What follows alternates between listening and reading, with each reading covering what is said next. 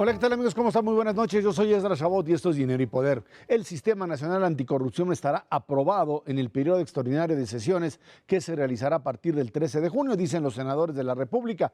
El plazo constitucional para aprobarlo venció el pasado 28 de mayo. Los legisladores argumentaron que no fue posible discutirlo y aprobarlo para que no se viera contaminado por los procesos electorales de este domingo. Sin embargo, ahora está ya el compromiso de que ya sea aprobado lo más pronto posible. Nos acompaña aquí en el estudio de Dinero y Poder Pablo Escudero, senador del Partido Verde y presidente de la Comisión Anticorrupción y Participación Ciudadana. Pablo, muchas gracias por estar aquí con nosotros. Ernesto Cervera Macario Esquetino, buenas noches. Buenas noches. Pablo, ya hay periodo extraordinario y ha sido aprobado. Lo que no hay todavía son dictámenes. Entiendo que pues, tanto la posición del PRI, Partido Verde, lo que sería pues prácticamente aquellos que sí es cierto tienen mayoría, pero que requieren del consenso de los otros partidos, han llegado ya a la conclusión de un modelo, digamos, de lo que sería la propuesta de 5, por lo menos, de las 7 leyes reglamentarias del sistema anticorrupción.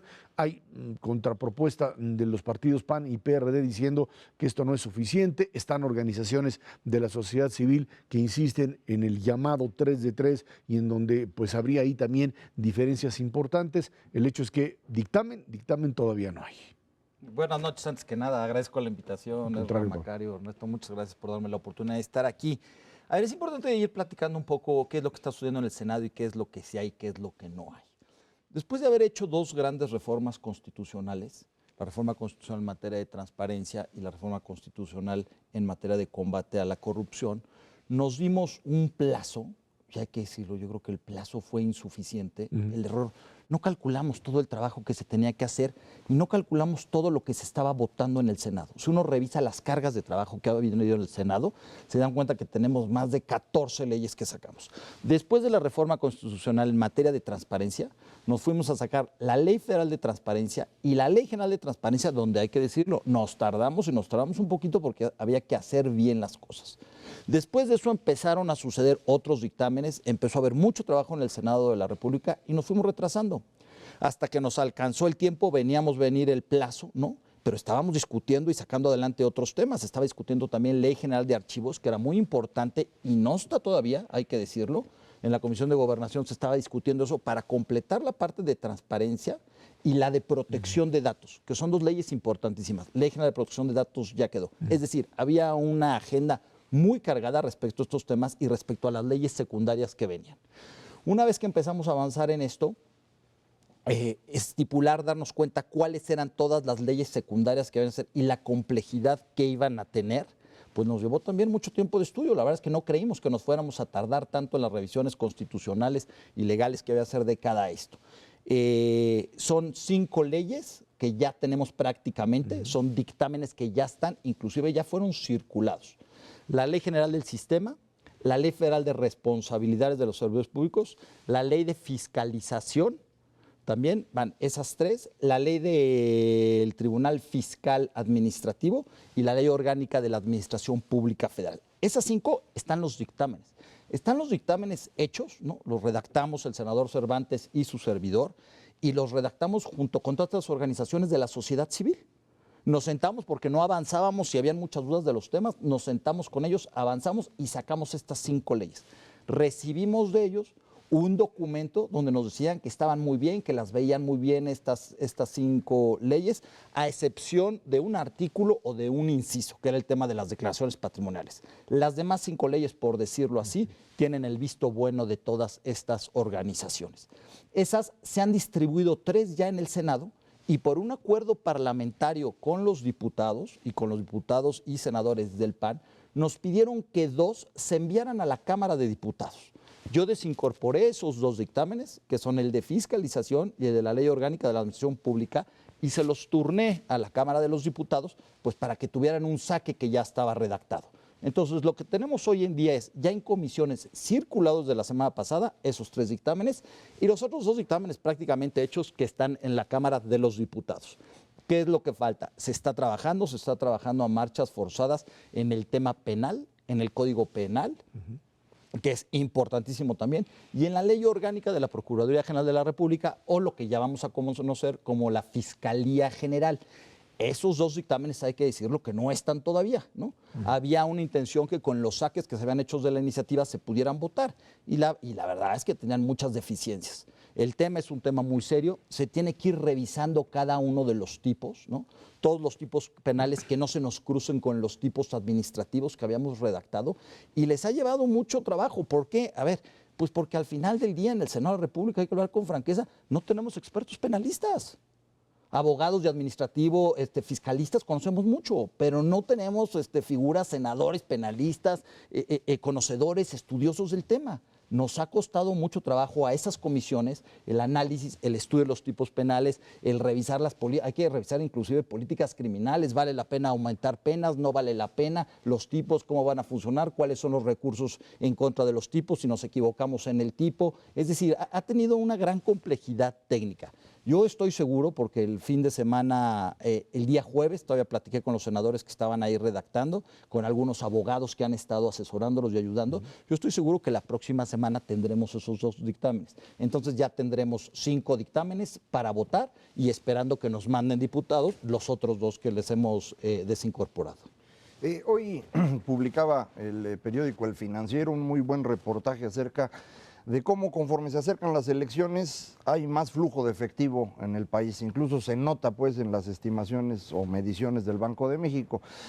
Esta es una parte que no recuerdo yo que estuviera bien cubierta en el tema anticorrupción y es este manejo de efectivo alrededor de campañas que, bueno, podríamos yo creo que cuidar con las leyes de lavado de dinero y demás, pero ahí me pregunto si no necesitaremos ir haciendo en un proceso, digamos, de unos cuantos años, alguna forma de ir juntando toda esta información para que paulatinamente pues empecemos a reducir el costo de las campañas, porque eso es lo que a final de cuentas ejerce una gran presión sobre quien gana una elección para luego pagarle a quien invirtió en el proceso. Entonces, en esa lógica, ¿usted ve algo, senador, ahí? Sí, Macario, ahí yo te diría, justamente se contaba con una ley específica para el tema y además ahí en las discusiones también pues se platicó y se discutió que teníamos un Instituto Nacional Electoral, pues que era el encargado justamente con una unidad prácticamente autónoma o independiente de hacer las revisiones de los gastos de campaña y de todo ese tema. En ese momento no se decidió entrar a hacer algunas redacciones de esas, pero lo que sí es verdad es que en la parte de todo el sistema, que es un sistema de coordinación, de información para generar políticas públicas encabezados por ciudadanos, ahí por supuesto que va a llegar toda esa información, se va a poder recopilar en los consejos de los ciudadanos y de las otras autoridades, van a poder poner la problemática sobre la mesa de ese tema o de muchos otros y vamos a poder tener estadísticas, números de qué es lo que está pasando y en base a eso generar las políticas públicas necesarias. Pablo, de alguna manera el tema anticorrupción se ha posicionado en nuestro país ya desde hace un buen rato como el tema fundamental para que México siga avanzando. Hemos logrado reformas estructurales que ni siquiera nos habíamos imaginado en materia económica, en diferentes aspectos de la vida nacional, pero todo mundo tiene catalogado a México, especialmente en el ámbito internacional, como un país que no va a poder avanzar si efectivamente no puede dar una lucha frontal contra la corrupción. ¿Va a ser suficiente esto para podernos posicionar ahí, para poderle decir al mundo, ahora sí tenemos algo que se compara con otros países y que nos puede posicionar en ese escalón adicional que nos falta para ubicarnos en materia de competitividad global? Yo estoy seguro de que sí, a eso hemos estado apostando y a eso hemos estado trabajando para poder dar este gran paso.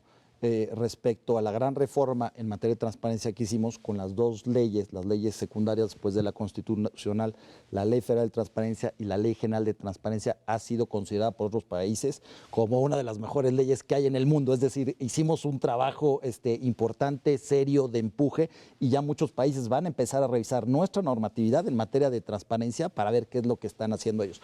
Sin duda el tema de la corrupción es un problema que nos importa a todos los mexicanos muchísimo. Yo te diría, al mundo le interesa muchísimo.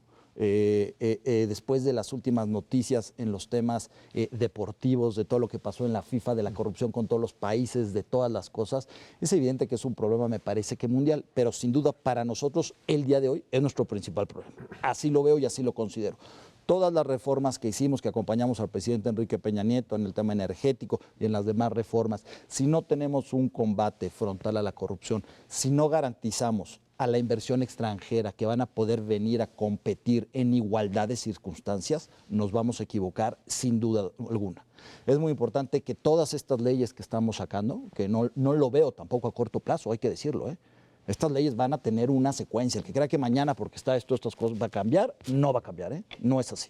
Tiene una secuencia, hay que fortalecer las instituciones, nos vamos a tardar años en tener de verdad este sistema funcionando, generando políticas públicas importantes, pero me parece que es el paso adecuado y es el paso donde tenemos que ir, y sí me parece que hay un compromiso hoy en día de la clase política para ir hacia allá, y nos falta también, hay que decirlo, pues el compromiso del otro lado.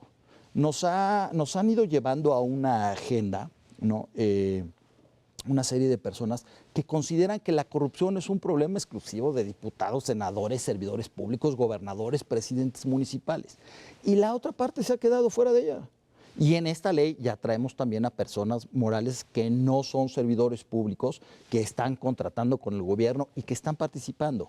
Me parece que justamente para poder atacar este fenómeno necesitamos tener la conciencia entre las dos partes. Por supuesto que es una muy importante de los servidores públicos, pero otra muy importante de los ciudadanos, de los empresarios, que tienen que estar convencidos que no pueden seguir sobornando, ya sea o aceptando que les pidan dinero o ellos ofreciendo dinero para estar compitiendo en el gobierno y en este Ahí, país. Pablo, ¿hasta dónde tiene que llegar las propias declaraciones patrimoniales? Es parte de la discusión que si la información tiene que estar reservada por parte del funcionario público, si se tiene que hacer totalmente explícita tanto de él como de sus familiares. Viene el tema de si cualquier empresa que tiene cualquier contacto con gobierno tiene que hacer la información totalmente pública. Hay veces que se llega a niveles de exageración en donde si tú haces una ley tan abierta o que quiere abarcar tanto, finalmente no vas a poder hacer nada. Sí, es verdad. Yo te diría que hubieron diferentes modelos en los saques de las iniciativas.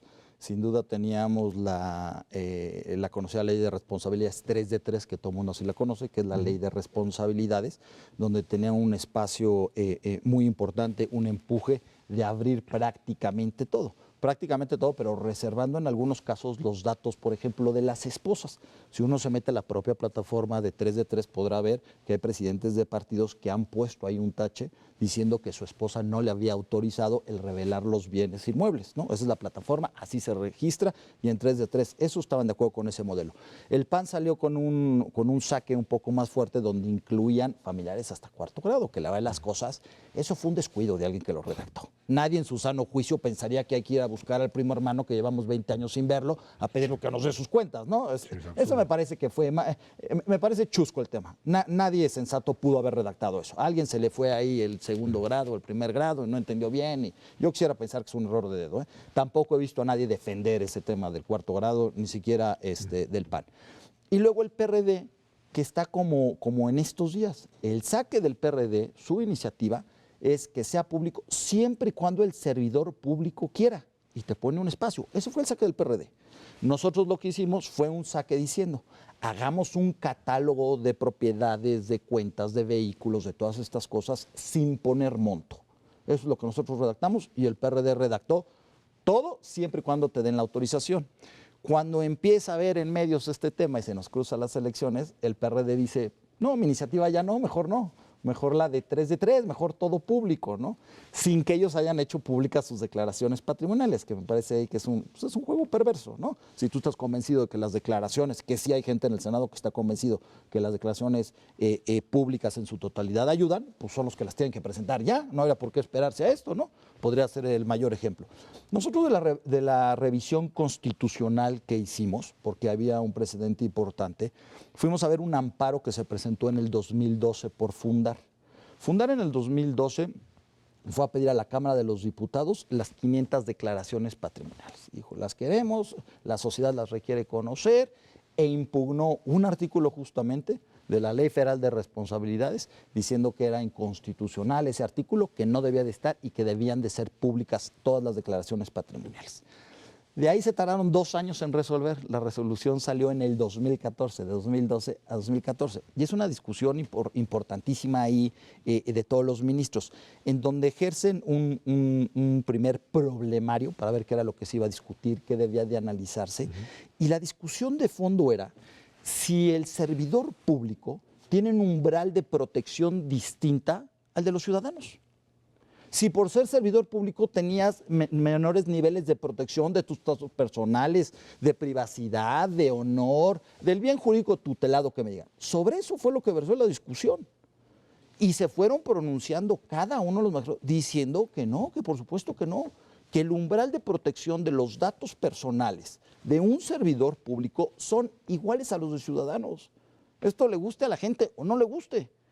La Corte ya resolvió ese tema y dijo que están ahí los derechos, que todos tienen el mismo umbral de protección y por eso negó el amparo. Entonces ya hay un criterio importantísimo en la Corte con un tema adicional, que la ministra Olga Sánchez Cordero hace un voto en lo particular y ella dice, aunque estoy de acuerdo con el proyecto, me parece que se tuvo que haber abordado también de una manera diferente este problema, con una problemática distinta que yo veo que me preocupa, que es en lo que hemos estado o han estado los senadores legislando, que es la presunción de inocencia. Me parece que no se ha tomado en este proyecto, no se ha discutido, no ha quedado redactado ahí el tema justamente de la inocencia. Y ella dice, a ver, hay que analizar que las declaraciones patrimoniales son pruebas, tienen valor probatorio en un juicio. Cuando la propia Secretaría o la Procuraduría abre un procedimiento de investigación o un procedimiento ya penal o un procedimiento administrativo de responsabilidades, llámese el servidor público de la función pública, y ahorita entramos al otro tema porque ahora van a ser los del Tribunal Fiscal, o llámese el Ministerio Público, hacía una valoración de esa declaración patrimonial, es decir, es una prueba y se le da pleno valor probatorio o se le da pleno valor probatorio o el juzgador decide qué valor probatorio se le tiene que dar. Y doña Olga Sánchez Cordero decía, ¿por qué les estamos pidiendo pruebas a los servidores públicos de su inocencia si no están acusados en ningún procedimiento? Hasta en tanto no se les demuestre lo contrario. Sí, hasta en tanto estén en una investigación, en un procedimiento penal o en un procedimiento administrativo. Doña Olga dice, esto va en contra de la presunción de inocencia de todo el Código Penal que hicimos nacional, cuidando presunción de inocencia y debido proceso. Es un voto importantísimo que está ahí. ¿Qué es lo que nosotros hicimos a la hora de redactar? No dijimos, bueno, vamos a tratar de correr un poquito, vamos a incluir cosas. Ellos concluían que hubiera una versión pública siempre y cuando el servidor público lo consintiera. Y nosotros nos arrancamos con una lista que yo lo digo y lo he dicho en varios foros. Yo tengo mis dudas si no alguien va a ir a un servidor público a decir esto no es constitucional. Estamos en la rayita. Y el otro extremo es lo que dice, no, y pongan montos, y pongan esto, y pongan todo. Que yo, la verdad, creo que eso sí, por medio de acciones de constitucionalidad, de amparo o de la inaplicación de la ley, no va a funcionar. Pablo Escudero, senador del Partido Verde y presidente de la Comisión Anticorrupción, muchísimas gracias por estar aquí. El agradecido soy yo contigo, Ezra Macario. Muchas gracias por la oportunidad. Vámonos a una pausa. Esto es Dinero y Poder.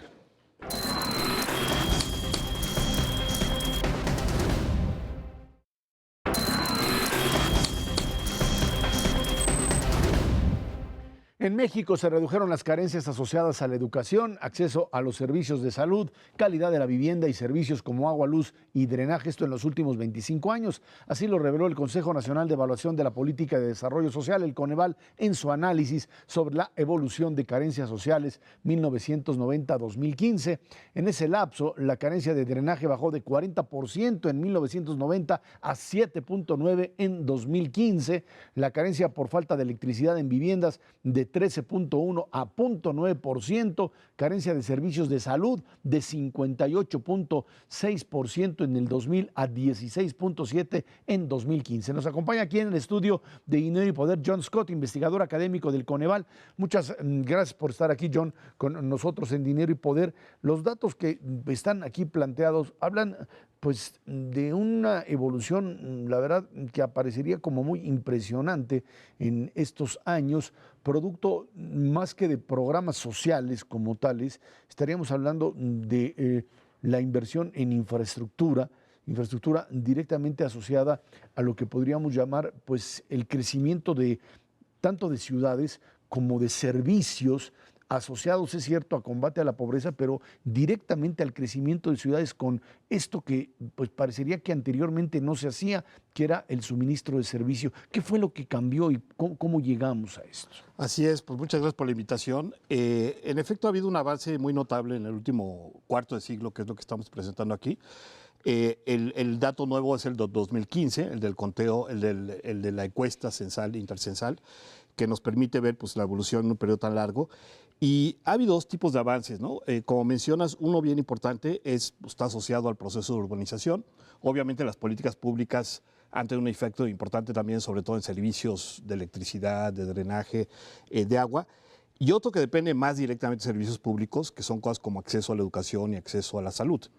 El indicador tal vez más notable por la velocidad del avance ha sido el de salud, ¿no? Que bajó pues, de 50 y tantos a 16.7% en 15 años, ¿no? Déjame meter en la primera gráfica en donde aparecen esta evolución un poco para ver las líneas descendentes.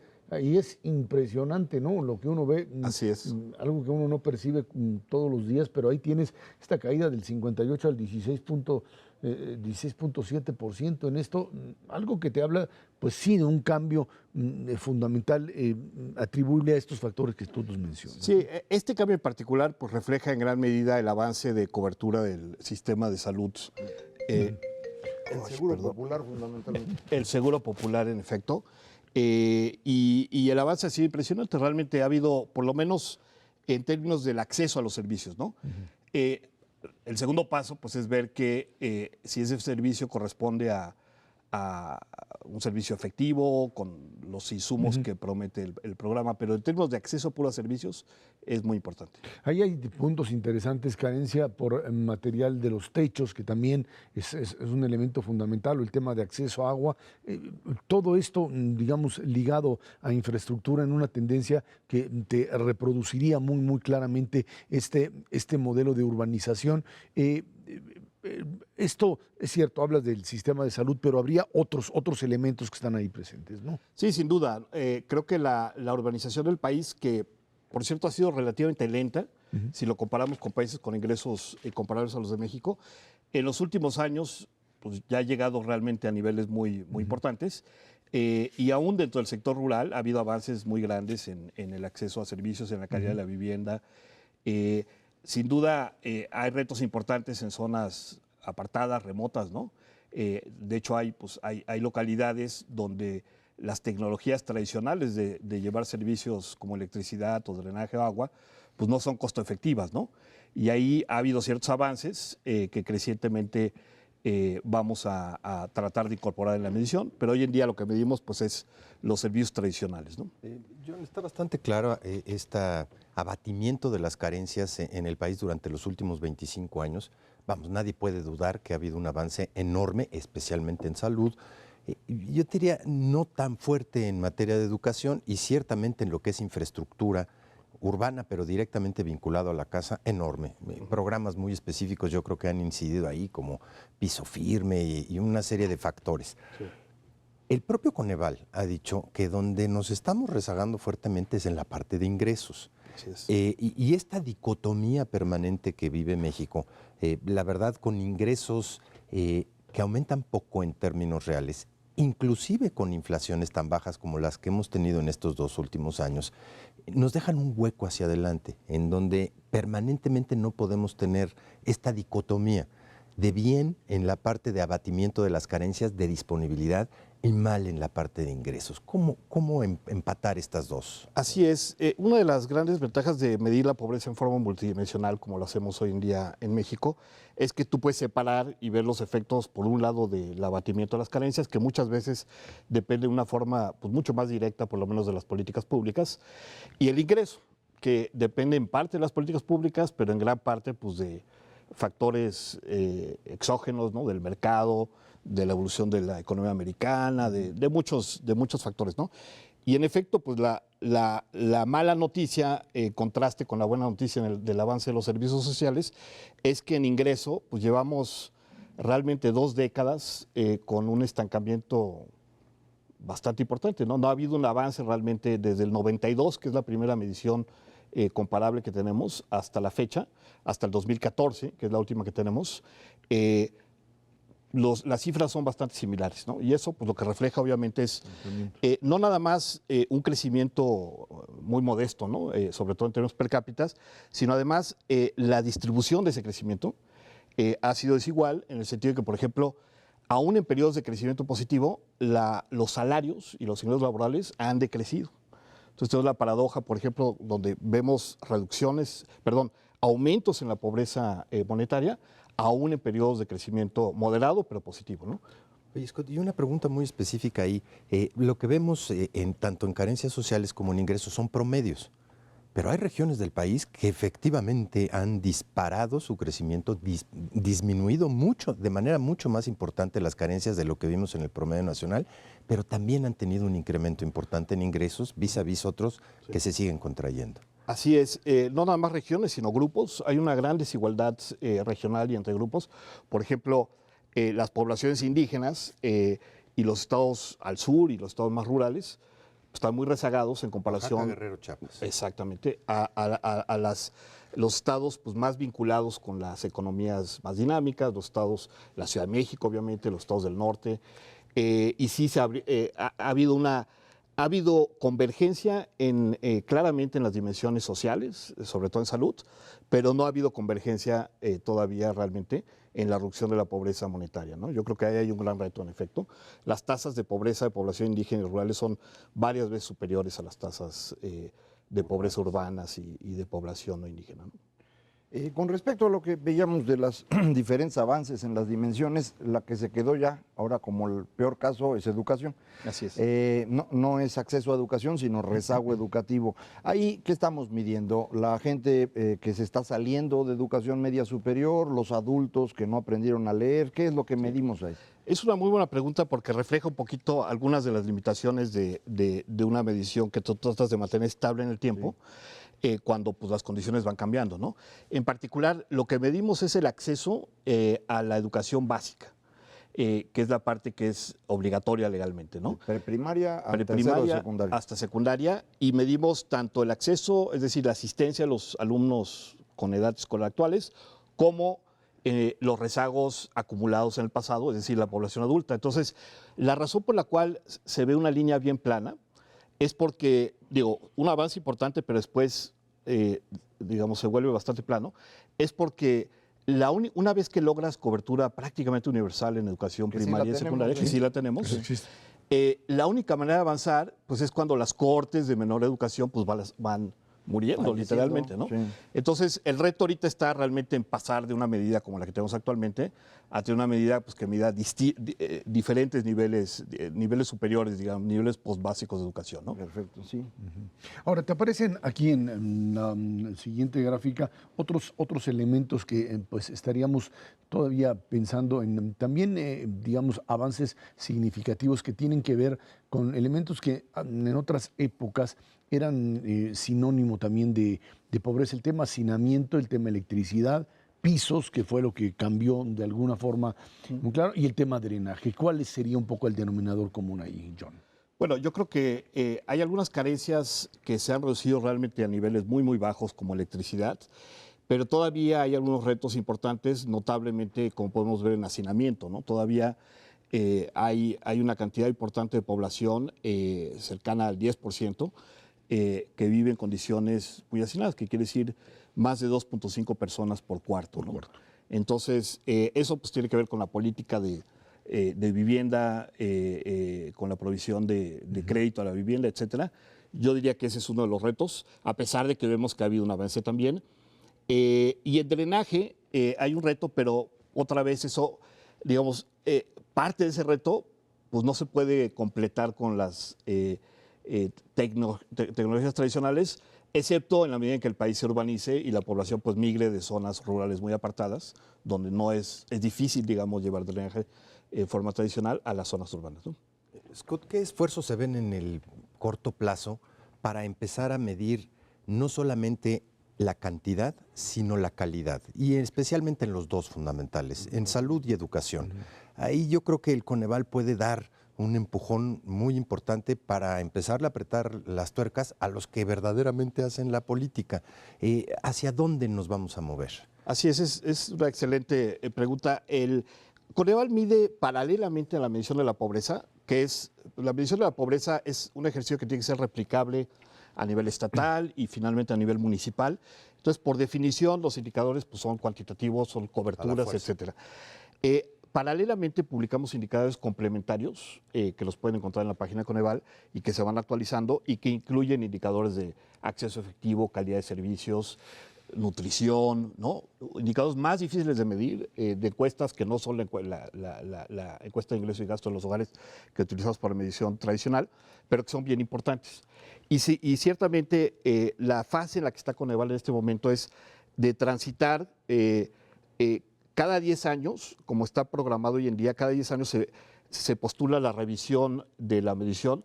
No lo puedes hacer cada año, cada 2 años, cada vez que hay nueva información o aún nuevas normas, porque no tendrías pues, el propósito del ejercicio, que es tener estabilidad en la medición.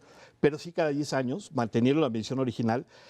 Y en la siguiente etapa, pues justamente lo que queremos incluir, entre muchas cosas, es la calidad de los servicios, el acceso efectivo, a qué distancia están los servicios, cuánto tiempo de atención, cuánto tiempo para tener la atención, cuál es la calidad de los servicios educativos, todos esos temas para los cuales muchos ya tenemos indicadores, ¿no? Ya tenemos indicadores de calidad educativa, de cómo les va a los niños en los exámenes, etcétera, ¿no? Entonces, hacia allá es el futuro de la medición. Hay otra dimensión de la pobreza que no está aquí reflejada, pero sí en los datos que ustedes publican, que es la carencia de acceso a la seguridad social, que esa es la peor que tenemos en México, según me acuerdo. Ahí cómo vamos, sí se nota un avance, va más rápido que salud, ¿cómo va? Sí.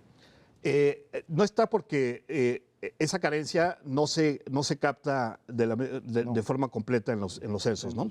Sí se capta una buena parte, ¿no?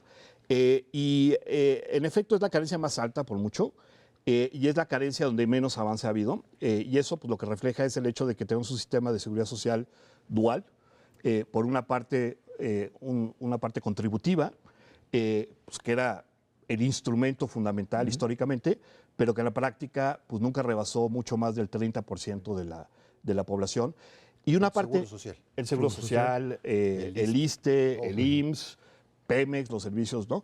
Y por otro lado tenemos un sistema no contributivo, que son pues, adultos mayores, Sector informal. guarderías, estancias infantiles, que tratan de cubrir por lo menos parcialmente las carencias que la seguridad social no cubre y que medimos, reconocemos, por ejemplo, la pensión de adultos mayores, pero pues cuya cobertura todavía es limitada, ¿no? Entonces yo creo que ahí hay un gran reto y una gran oportunidad. Yo creo que así como se pudo avanzar en salud a la misma velocidad, si tú implementas un sistema universal de seguridad social enfatizando la parte no contributiva, porque es la barrera de entrada, se puede lograr un avance, se Ahora, podría lograr en un avance. 2019. 2019 y con recursos que pues, por lo pronto todavía Hay un problema fiscal. No hay un exacto. problema fiscal serio. John Scott, investigador del Coneval, muchísimas gracias por estar aquí con nosotros. Al contrario, muchísimas gracias por la invitación. Vámonos a una pausa. Esto es Dinero y Poder.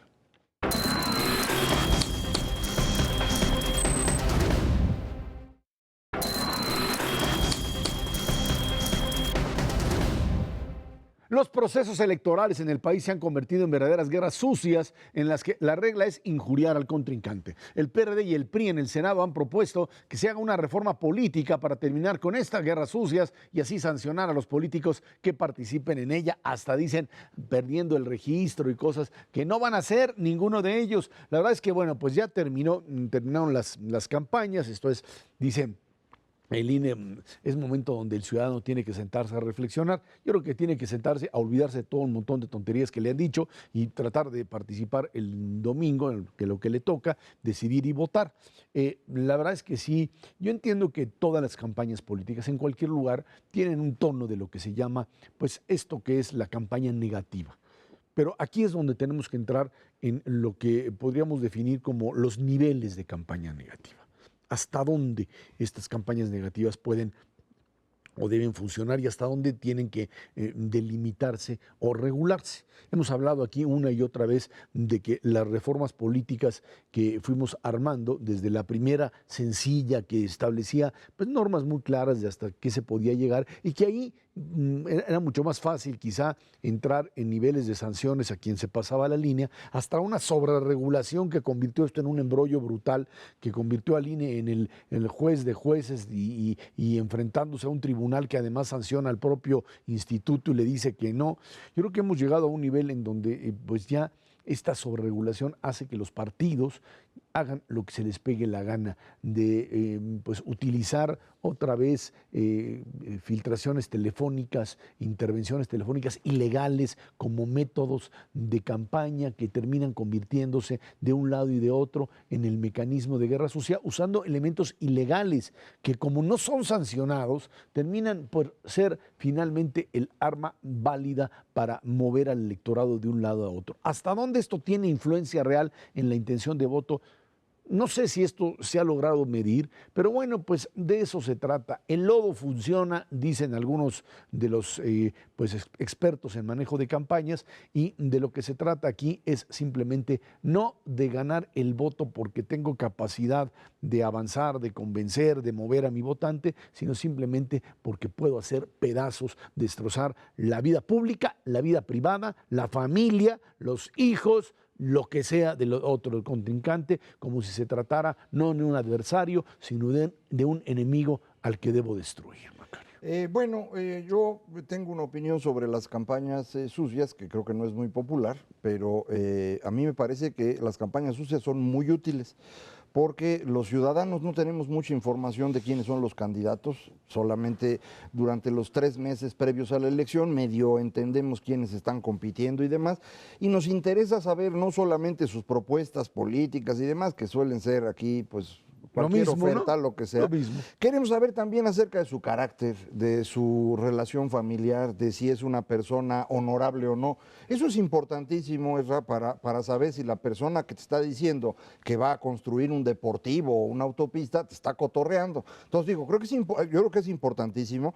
Y esto, el límite que debería tener pues, sería un asunto de costumbres. Por ejemplo, en los países europeos, tradicionalmente el asunto de si tiene 1, 2 o 4 familias, eso no es importante, pero sí, si el señor o señora candidata han tenido desempeños negativos en algún lado o tienen manejo de recursos no muy claro, eso sí vale la pena.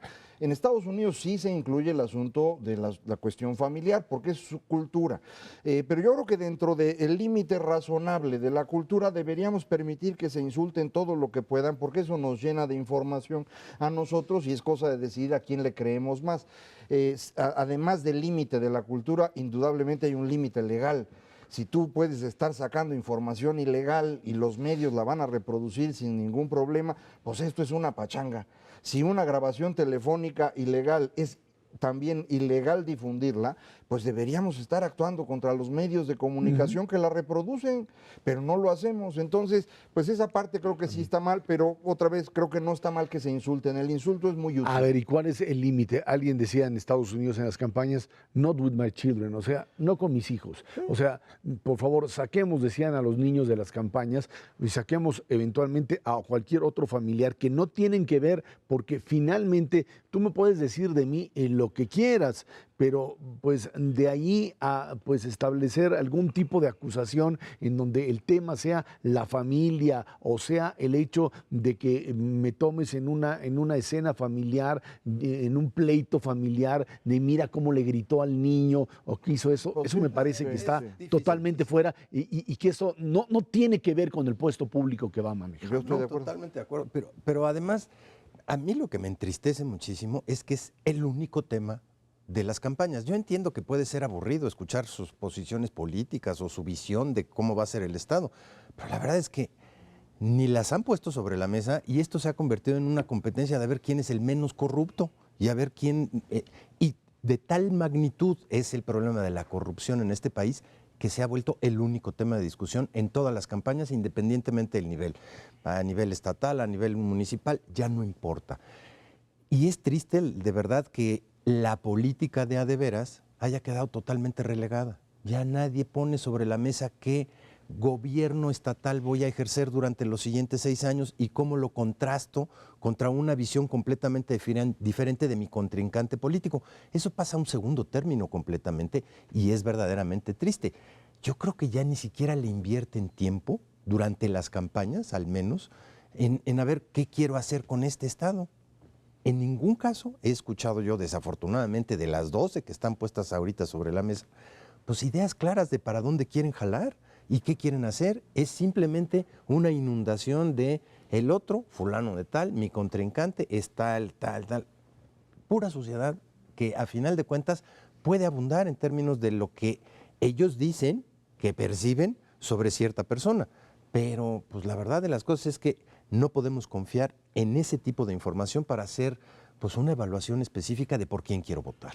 El trabajo de los políticos es ganar elecciones. Entonces los políticos se mueven a donde la gente se está moviendo.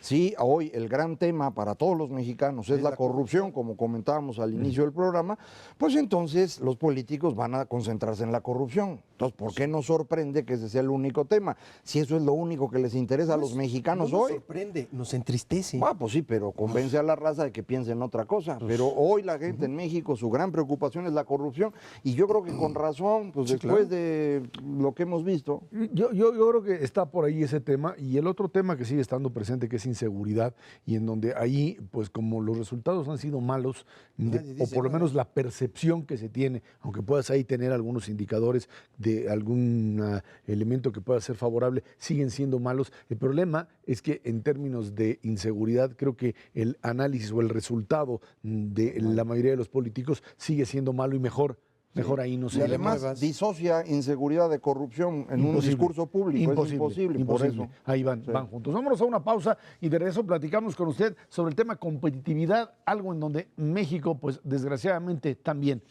va mal. Esto es Dinero y Poder.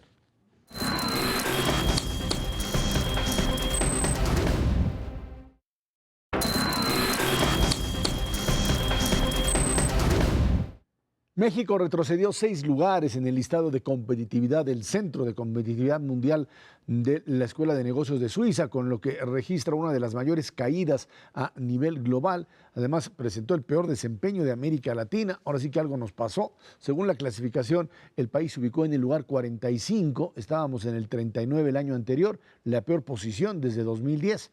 De acuerdo con el informe, en desempeño económico bajó del sitio 19 al 23, en eficiencia gubernamental del 46 al 41, más bien hasta nos fuimos al 46 y estábamos en el 41, en eficiencia empresarial, pues estábamos en el lugar 38, nos fuimos al 42, en infraestructura, pues ahí caímos un poquito, nada más al 53 estábamos en el 52. Algo nos pasó en esta medición en donde pues lo que queda claro es que algo no estamos haciendo bien en esta competencia a nivel internacional, y en donde lo que estaría pues sucediendo es que no estamos generando, digamos, lo que serían formas más productivas de hacer las cosas, hacerlas mejor que otros países, Macario. Sí, efectivamente hay una caída en el lugar que tenía México, aunque México había subido mucho en la en los ocasión últimos anterior. años. Entonces, digamos que nos estamos moviendo alrededor del lugar 40, que no es un lugar maravilloso, pero bueno, la caída que ocurre en esta ocasión ocurre junto con otros países, Indonesia, Malasia, Canadá, Luxemburgo, tienen caídas similares a las de México, en cada caso me imagino por asuntos distintos, pero pues en el caso de México creo que lo que nos debe indicar esta medición, junto con otras que hemos visto, es la dificultad que tenemos en resolver la parte baja de la competitividad, que es el asunto de Estado de Derecho, funcionamiento de las instituciones y Gobierno, demás. ¿no? Porque en lo otro más o menos nos estamos moviendo, hay algunas cosas somos muy buenos, en otras más o menos competimos, pero la parte baja es donde tenemos este problema gravísimo, y ahí es donde pues las reformas no se movieron hacia allá. Tal vez la anticorrupción pueda servir, pero es un asunto que, como platicábamos, pues va a tardar un rato. Así es. A mí la verdad este tipo de rankings internacionales no me encanta. Tienen muy poca predictibilidad en términos de cómo se van a mover de un año a otro, pero sobre todo tienen muy poca capacidad para explicar cuánto crece un país en el mediano y en el largo plazo. Están basados en una mezcla. Ahora sí que, como decía mi mamá, estás mezclando la gimnasia con el atole, mijo. Eso no se puede. Mezclan opinión empresarial, mezclan una suerte de entrevistas que hacen alrededor de empresarios que funcionan en la zona, de académicos que funcionan, con indicadores duros de infraestructura, de cuántas carreteras, de una serie de factores, y eso realmente es poco útil para hacer un ranking generalizado a nivel país. Hay otro tipo de indicadores en los que México no sale muy diferente, pero no tiene esta volatilidad y tienen que ver con la complejidad del país, y básicamente lo que miden es, a ver, ¿qué produce este país? qué puede vender y competir en el exterior y cuántos países lo demandan. Y ahí México no canta mal las rancheras, la verdad es que ranqueamos en estos indicadores que dice Macario, que sí son duros, bastante bien, en el lugar 22 a nivel internacional, y somos el mejor de América Latina. Brasil, que estaba empatadito con nosotros hace 10 años, estaba en el lugar 23, ahorita está en el 52, en términos de lo que produce y de lo que puede vender. Y Venezuela, que también estaba ahí un poquito más arribita, estaba en el lugar 34, ahorita está en el 120. Chile mismo. Chile mismo ha descendido lugares. La verdad es que esta crisis económica que hemos venido padeciendo todos los países del mundo desde el 2008 de manera consistente y con mucha profundidad en estos últimos 2 años de crisis de crecimiento, le ha pegado a todos los países del mundo. Medir a cuál más y a cuál menos es difícil en este tipo de indicadores, pero es relativamente más sencillo en indicadores duros que sí te sirven para predecir hacia adelante. Al respecto, algo que es muy importante para ubicar bien a México comparado con el resto de América Latina, nosotros tenemos una economía mucho más compleja, como acaba de decir Ernesto. Nosotros producimos una gran cantidad de manufacturas, ya no dependemos de un solo producto y esto se ha mostrado con el petróleo. El mes de abril logramos la menor producción de petróleo en más de 35 años y sin embargo la economía está funcionando. No quiero decir que sin problema, pero está funcionando. Incluso las finanzas públicas que dependían fundamentalmente del petróleo están sobreviviendo ahorita gracias a esta reforma fiscal que tantas personas no quisieron en su momento y que si no fuera por ella hoy estaríamos en una tragedia. Entonces, bueno, esas cosas las estamos haciendo bien, pero nos faltan otras en donde no estamos haciendo bien las cosas, que tienen que ver esencialmente con tener reglas sencillas, derecho, aplicables, ¿no?, a todos. Estado de Derecho, reglamentos, por ejemplo, las empresas cuando van a invertir en México, pues alguien les dice una cosa y otro les dice otra. Creo que el caso reciente más espectacular fue el de Kia, que negoció algo con el exgobernador de Nuevo León. Siempre no. Y lo que negoció, pues aparentemente no es sostenible. Y luego el gobierno federal le dijo, es que ustedes se equivocaron pues de ventanilla aquí, y ¿qué voy a saber? ¿No? Sí, bueno, yo no creo que la empresa estuviera totalmente libre en esto, creo que estaba buscando algo, otra cosa más allá de lo normal y por eso pues fue a buscar allá, pero el caso es que haces acuerdos con un gobierno y ya no existen. Eso pues te va reduciendo la inversión. Sí, Ernesto. Indicadores duros sin duda son la base, pero a final de cuentas no puedes sobrevivir en estos indicadores permanentemente si no tienes ese Estado de Derecho. Hemos avanzado muchísimo en la parte macroeconómica, no es suficiente. Hemos avanzado muchísimo en la parte de complejidad y de avance en exportaciones, en manufacturas, no es suficiente. Esta inversión extranjera simplemente no se va a desbordar como se desbordó en décadas anteriores hacia China, hacia India, hacia Brasil, hacia otras economías del mundo, mientras no logremos consolidar eso. Y eso sí es bien fácil medirlo.